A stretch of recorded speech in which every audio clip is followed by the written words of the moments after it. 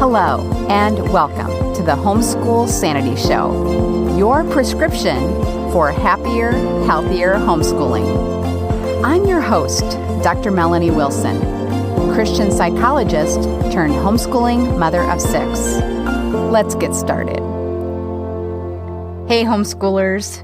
If you're wondering how to achieve your goals this year, I have 10 tips for you. And this podcast is implementing one of them. I'm co-podcasting with my friend Barb Raveling for this episode that I hope inspires you in the new year. Hello, everyone, and welcome to the podcast. Today, we are going to be speaking on 2 podcasts, both the Homeschool Sanity Show and the Christian Habits podcast. And I have my friend Melanie Wilson here. We're going to be talking about 10 tips for achieving goals. And when I thought about doing this podcast, I thought, boy, who do I know that's really good at achieving goals? And I thought, Melanie Wilson. So I asked if she would join me in this podcast. So I'll introduce her and then she'll introduce me too for her followers. Melanie is a mother of 6. She's a Christian psychologist. She is the host of the Homeschool Sanity Show, and she's the author of A Year of Living Productively, Weekly Experiments in Getting More Done. And I actually remember when she was doing the blog series on her blog that led to this, each week she'd talk about a different productivity system. And I just thought it was so helpful. And I actually have her book right in front of my face here and have found it to be really helpful. So welcome to the podcast, Melanie. Well, thank you so much for having me, Barb. And I want to introduce Barb to my listeners. Barb is not new to the podcast. I have had her as a guest a number of times. I'm not sure exactly how many, but it's always been a blessing. But Barb is a retired or veteran homeschooling mother of 4. Is that correct? That's right. I just wanted to make sure I had the number of kids correct. And Barb is a very active, family-oriented person and so focused on scripture. And she is really a very gifted Bible study writer. And she is the author of The Renewing of the Mind Project, a book I absolutely love. I mean, really, I love all of her books. But Freedom from Procrastination is a book that I actually reread recently and was so blessed by. And she has a new Bible study on the book of James coming soon. And I have previewed that and love it as well. Thank you, Melanie. Well, let's get started on our 10 tips for achieving goals. And Melanie is going to start with our first tip. Okay, so the first tip that we have for you today, if you want to achieve your goals this year, and of course you do, that's why you're listening, is to develop a routine. A lot of times we just think about getting to the goal and what we have to do to get that goal achieved, whether it's writing a book or losing a certain amount of weight. But the fact is that any goal is easier to achieve if we develop a series of steps that we go through on a consistent basis most days of the week or of the year that will help us to achieve the goal. So it doesn't have to be so focused on, what I have to do on a particular day if I know that I just have the same habits or steps or checklists that I go through each and every day that is going to get me to my goal. Yeah, I love that. And both Melanie and I do that in practice. We both write in the morning after our quiet times for a certain number of hours, right? Melanie, you do that too, right? Yes, I do. Yeah. And that just helps us to keep writing and putting out content. Okay, so the next one is to make it easy. And the problem with goals is usually goals are hard because if we put them on our list, that means we haven't been doing in the past. Like Scott and I, my husband and I, we used to always meet our recreation goals every year. We'd write goals in every category. The recreation ones were the only ones we met because those were easy and fun.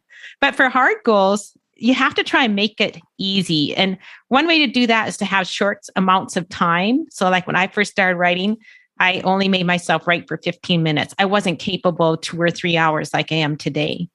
Another one is do it for the best time of day for self-control. So whether you're doing a habit or working on a goal that has an end in sight, try and do it during the time of day when you have the most energy and you're most likely to be able to make yourself do it. And I also think it's helpful to lay your things out the night before, depending on what the goal is. Like if you're painting a room, get out all the painting things the night before.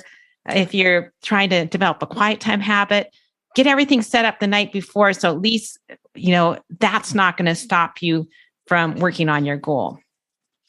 Absolutely. And I would just add to that we can examine what we're already doing and make use of that. So if you really want to have your home organized and just decluttered this year, that might be a goal that you have, then think about when you are most likely to do your decluttering tasks and start focusing on it then. Maybe Saturdays are the days that you end up doing some decluttering, even though you would really like to declutter every day of the week.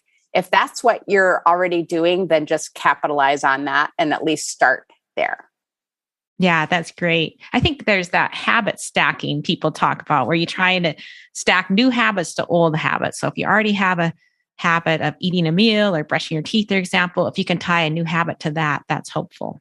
Okay, what's our next tip, Melanie? Okay, so the next tip is that we want to make a plan for dealing with obstacles. We know that what we tend to do when we plan out goals is we get so excited and we anticipate that everything is going to go perfectly. We're going to get up at 6 a.m. to swim or walk or go to the gym every day, and nothing is ever going to get in the way of that. We're always going to feel as motivated as we do today. And of course, realistically, we know that that isn't going to work. And so we have to think through what are some of the obstacles that are going to come up along the way, and how can we be proactive in overcoming those. So, for example, I really hate the cold. So if I am trying to develop a morning exercise routine, I might tell myself that on really cold days when I don't want to get into my car that's not warmed up and go to the gym, that I will work out from home. But it's not going to be something where I just kind of fall into that. It's going to be pre-planned to deal with that obstacle of really cold weather. Okay, what do you do with the obstacle of failure? Because I feel like that's one of the obstacles that gets all of us. How do you handle that obstacle? Yeah, well, I think we're going to be talking about more tips that will help with that. And we've already talked about those. So if you make your goal achieving behaviors into a routine, and if you make it easy, it's so much more likely for you to have success this time around. Most people who make really big positive changes in their lives don't do it in the very first go round. So you can tell yourself that too, as well. Oh, I love that. So you're kind of thinking of the overall picture. You just keep trying to do the routine, make it easy, kind of expect some failures on the way and push through. I like that. I was thinking too, one of the obstacles for me is decision making. I hate making decisions. And in so many goals, it seems like there's some elements of decision making. And so one way to solve that problem is just to try and find a process whenever you're faced with the decisions, because I can procrastinate a whole day when all I really need to do is go through this decision worksheet I have. The decision's super easy as soon as I go through the worksheet. And then that's not something that's going to keep me from my goal. And I'll add a link to that in the show notes to this podcast. I think you can find it just by going to barbravling.com/procrastination. But I'll try and add a link to that in the show notes as well. Fantastic. So the next tip that we want to use to help us meet our goal is to find ways to make it fun. This is probably my favorite tip even though it's the most fun tip. Yeah. There have been so many things that I have done over the years to help me meet my goals. So an example I can use is I really wanted to be more diligent and consistent in my exercise routine. And I just didn't feel like going to the gym. And so even though it wasn't the most strenuous exercise, what I did was I started riding the recumbent bike at the gym, and I would only allow myself to read this Christian fiction book series when I was on the bike at the gym. That's a great idea. And it worked like a charm. And it just made it so much fun. I didn't even notice that I was exercising. Good. I love that. Oh, this is something I also really strive to do because I love fun. And so I try to make it a fun location, a fun companion, a fun reward, or try and make the work itself fun. So like in the beginning with writing, maybe not in the very beginning, because my kids were home in the very beginning, but in more recent years, I always go to the bakery to write. And so that was a fun location. I maybe wasn't at the party, but I felt like I was at the party because all around me, people are laughing and talking. And I just enjoy writing probably, I bet 4 times as much if I do it at the bakery. So if you have a hard thing to do, something you don't enjoy, see if there's any way you can have a fun location. You know, if you have kids at home, see if you can, ask your husband to watch the kids or trade with a friend or something so you can commit your goal and try and make it more fun. And if you do it with other people, that's more fun. We'll be talking about that later. Or sometimes like a little reward. I'm not very good about that, but I know a lot of people do that. They'll have a reward for themselves once they finish the goal and learn to enjoy the work itself. I have since learned to actually really enjoy writing. And that's going to be through some of these other tips is how I learned to enjoy it. But it's a process. You can learn to enjoy whatever it is you want to do. God can help you with that. So try to do that. Our next tip is keep your why in front of you. And this is Melanie's tip. What do you mean by that, Melanie? Yeah. So when we first set a goal, our why is very apparent to us. We know, it's going to be so fantastic to not have to worry about becoming diabetic if I lose weight and get fit. And that's going to be amazing. Or having my finances in order and saving money. It's going to reduce my stress level so much.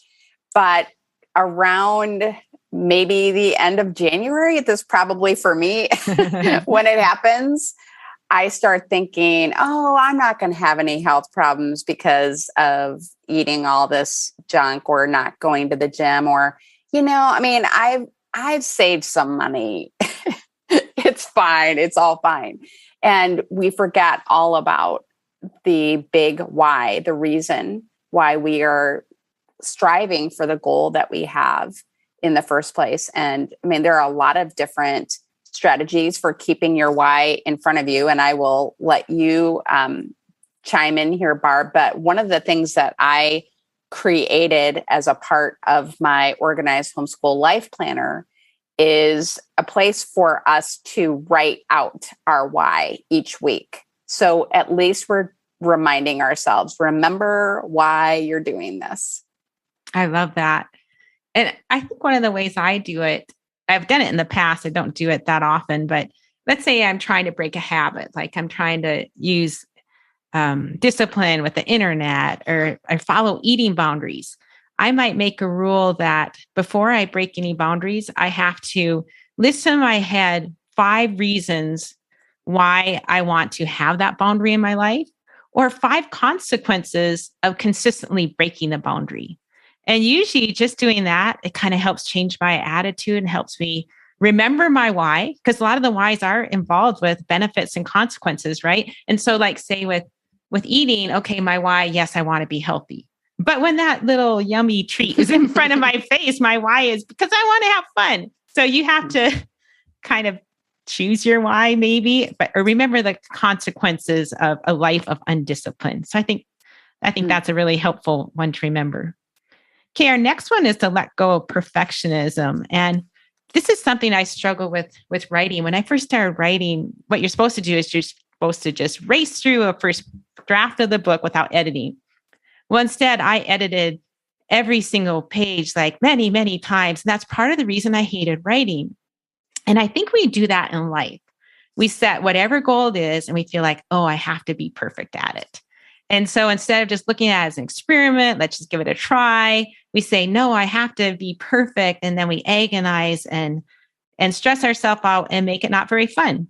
And so one of the ways I think to deal with perfectionism, and of course, that's something that would take a lot of work to get over more than just like one little point in a podcast, but is to look to see, does our goal tie into our identity? Because like, I don't struggle with perfectionism in house cleaning. I actually didn't in parenting either, but I did in writing, because writing, I tended to make it my identity. And God doesn't want us to make our goals our identity, right? He wants us to see ourselves as who we are in Christ. So if you're struggling with perfectionism in some area of your life, maybe just ask, are you caring about this more than God wants you to care about? And then it's kind of a exercise in giving up idolatry in a way. So there's practical things, but also spiritual things tied in with perfectionism. Very, very good.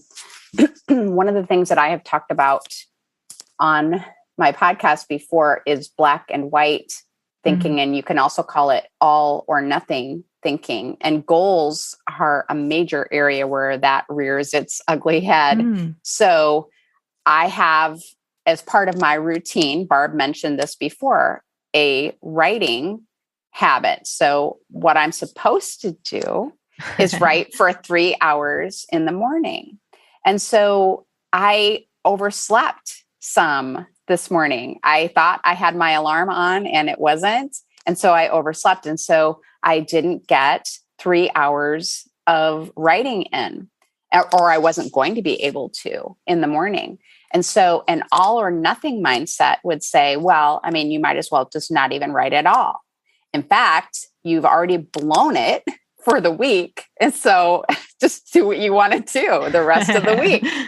And that is such a destructive mindset that we can work on changing. And I love that Ted Rice, who is a fitness and nutrition coach, he has a podcast called the Legendary Life Podcast. He's not a Christian podcaster. I just want to make that clear. But I love the truth of what he said recently, which is to strive to become an always something person. Ooh, I love that. Instead of an all or nothing person. Mm-hmm. So if I apply that to my writing, if I develop the habit, the routine of always writing something instead of thinking I have to write 3 hours or nothing, then I'm going to meet my goal. Oh, that's great. And that actually reminds me of something Melanie told me to do just the other day. I was just struggling. I have so much to do to get ready for this move we're making. I was feeling overwhelmed. And Melanie reminded me of something she told me in the past, where you write a little list of what you have to do for that day. And then you read through the list and then you say, is there anything in there I want to do, even just a little bit? So you do that. So whatever it is on the list that you want to do a little bit, you do it, and you do it only for as long as you want to do it. As soon as you don't want to do it anymore, you cross it off. If it's not done yet, you write it again at the bottom of the list.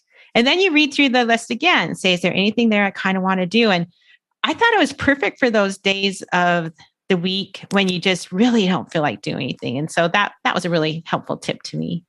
Well, I'm so glad. And I can't take any credit for it. I can't remember whose was that. I can't remember. Yeah, that approach is called autofocus. Oh, and it's in your book too. Mm-hmm, and it was developed by Mark Forster. Mm-hmm.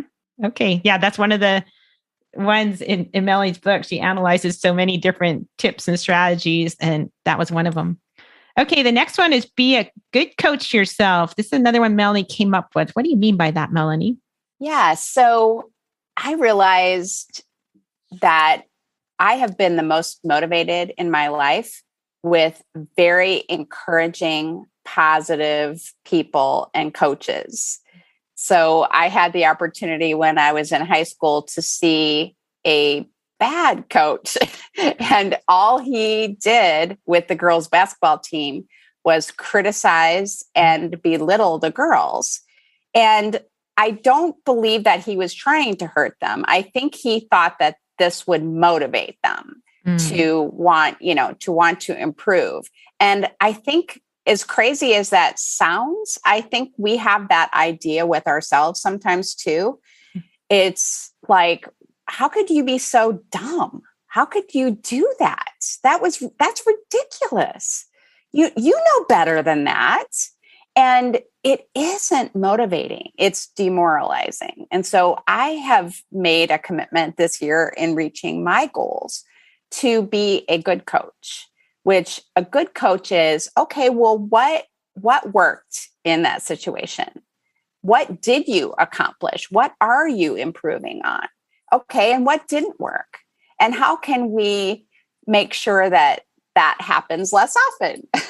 Maybe not never, ever again, because we're not going to do the perfectionism thinking. But, how can we see that as an obstacle to work around? And it's positive, it's encouraging, it sees us as flawed, but still okay. I love that. It's like accepting God's grace for yourself. We give it to others and we need to accept it for ourselves. And I was thinking too, when we get into that mode of beating ourselves up and saying, how could you? A lot of times, whatever we're beating ourselves up for happened the day before or the night before. And then if you wake up in the morning and start beating yourself up, you just don't feel like doing anything that day. Or you don't feel like working on your goal. So super counterproductive. So that's such helpful advice. And it kind of ties into our next tip, which is renew your mind when necessary.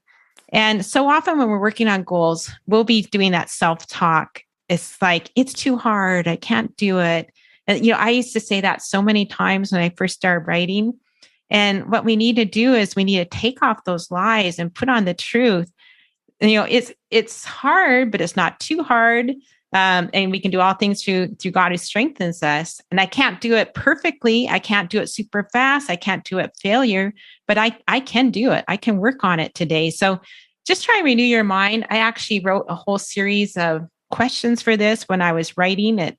They're in my book, Renewing the Mind Project. It has a whole set of questions and Bible verses for different thoughts. Each set of questions revolves around one of those thoughts, and they're helpful for any type of goal you work on. So when I have those thoughts going through my head, I try and renew my mind, because when I renew my mind, it actually changes my desires. And so I'll actually want to work on my goal once I renew my mind. So that's super important to do.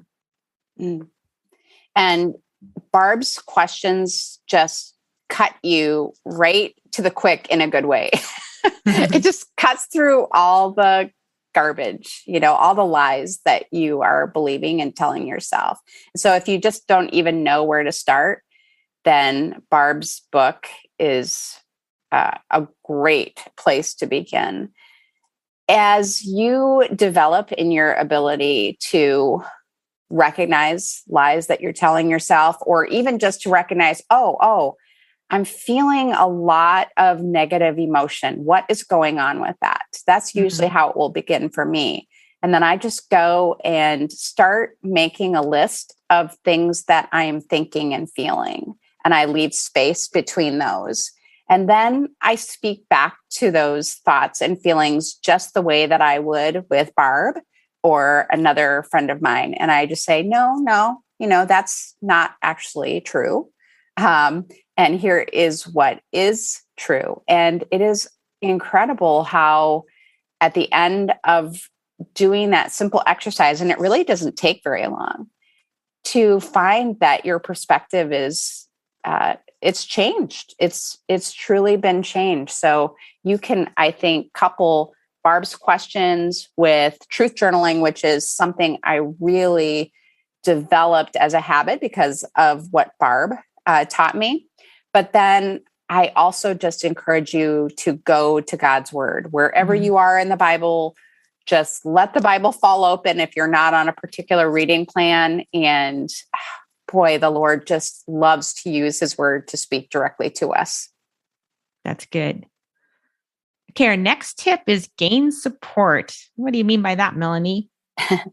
So it's kind of funny how Barb and I met through Christian blogging, I believe, at first. Yeah. Mm-hmm.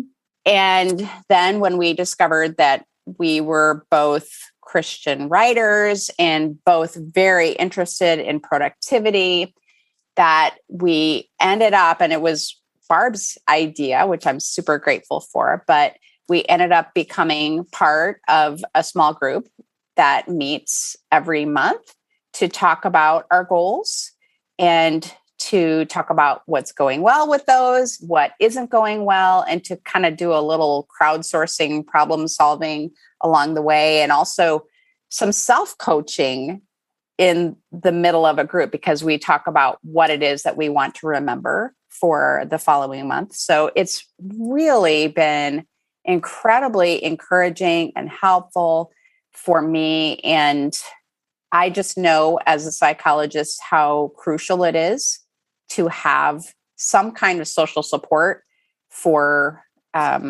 meeting these goals that you set for yourself. And that it's especially important if you have anyone in your life who is not encouraging. You're going to need that extra bit of support to get there. Yeah. And I would encourage you guys to do that for whatever you're working on. My daughter, Abby, has a little goals group she does with two of her friends, and they each have different goals. They're working on different areas of their life, but they meet and they talk about those.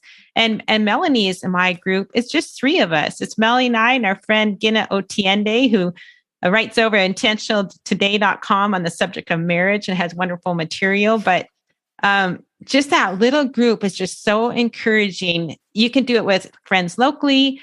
All of us live in different places, so we do it on Zoom once a month. And we start out by saying, see, what was your success for the last month? And then we say, what problem do you want to talk about? Each of us brings up a different problem we have in working on our goals for the month. We're all writers. And then I think Melanie said, we say, what do we want to remember at the end? And so try to find support. So if you're working on a goal where a lot of people are working on the same goal, you might be able to find a group specifically for that goal. But if you don't have that, then just make a goals group, and that could be super, super helpful.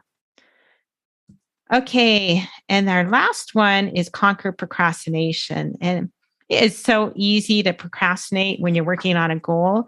And when we do procrastinate, then we don't, often we just don't do the goal because we keep saying, I'll do it later. I'll do it later. Then we never do it. And it just doesn't get done. So I think there's a couple different ways to approach procrastination. There's practical ways, and then there's also changing the way we think. We talked about that with the renewing your mind.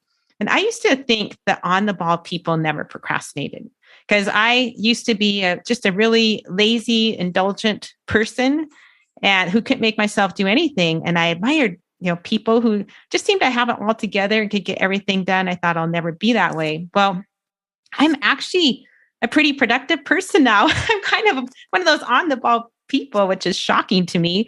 But in this recent move we've been making, when I've been so overwhelmed with things to do and still trying to get writing and podcasting done, I found myself procrastinating again. And I actually went back through my book, Freedom from Procrastination, which I wrote for procrastinators, but I found, it actually really works for people who don't really have a big procrastination habit. Because when you work on any hard goal, you can procrastinate it.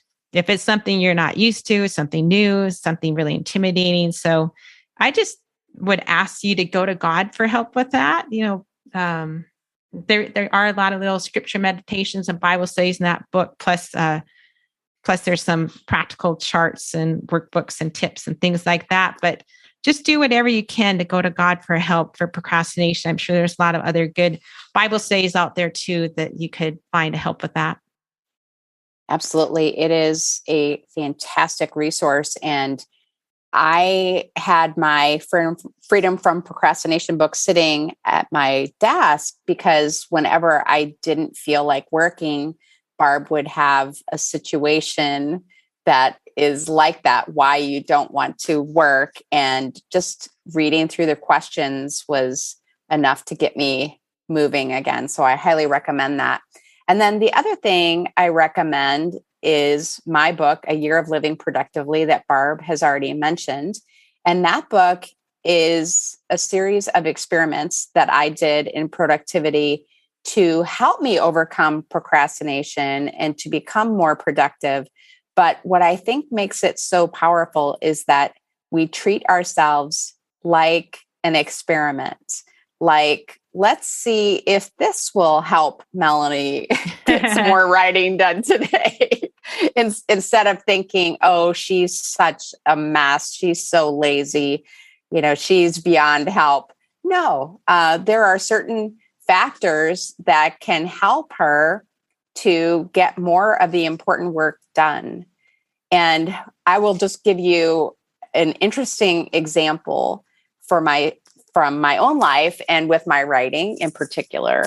I have a basement office and I never wanted to come down here, especially in the winter time, to write. And I just attributed it to my laziness because I'm a procrastinator.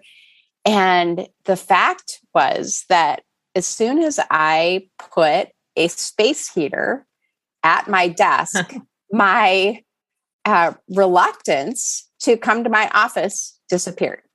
So wow. For me, it was, I hate being cold. I absolutely hate it. So it could be something really simple like that. If you treat yourself like, oh, I'm just an interesting person and let's do some experiments to see what will help her to be more productive. And I think you're going to find some exciting discoveries just like I did. Yeah, that's good. And I think a lot of these other tips we talked about will help you stop procrastinating if you're a procrastinator. And again, if it's a decision, just try and make that decision quickly because you don't want to have that, stop you from doing things. So I just really hope you guys just have some good success with your goals this year, and also some good success in going to God for help with your goals, because I think even more important than reaching those goals is developing that close walk with God where He's first in your life. And a lot of times we have opportunities for developing that close walk with God when we go through trials. And interestingly, pursuing goals can lead to trials because it's taking us out of our comfort zone. So I'm hoping you'll go to God for help with those things. So how about you, Melanie? You have any last words of advice or encouragement for anybody listening? Yes. Barb and I want you to know that we were praying for you before we started this podcast episode, and that we are always praying for people who listen to our respective podcasts, read our respective books. We just want to help you because we have been helped by God and by other people who have been there before you. And we want you to know that there is hope. This year can be a big leap forward for you in whatever area it is that you're wanting to meet these goals in. That's right. And I also want to let you guys know that we both have a lot of free resources at our blog. So, we talked about books, but if that's not in the budget right now, don't worry about that. There's lots of free resources and you can find those at our blog. I think I actually have a list of, I don't know how many Bible verses that I use for procrastination in the very beginning. I'll add a link to that too. That's another thing you can get from the show notes of this episode for free. So yes. And you reminded me, Barb, I have a routine kit that I will be happy to link you to for free as well. Good. That sounds great. So go to, I guess each of our websites will have the links to those, right? You can go to barbrowling.com for the show notes for this episode. And what's your website, Melanie? Homeschoolsanity.com. Okay, great. Well, thanks so much for all of you listening. We look forward to hearing how you do in the new year with your goals. To get a copy of the free homeschool routine kit I mentioned, go to homeschoolsanity.com/goal tips. That's also where you will find the links to the other books and resources mentioned in this podcast. Join me next week as my guest and I discuss how to promote healthy eating in our kids. Have a happy homeschool week. Thank you for joining me. Happy, healthy homeschooling can be yours. It begins with one small step. Let's continue the conversation on social media. I'm at Psycho with Six. This has been a production of the Ultimate Homeschool Radio Network.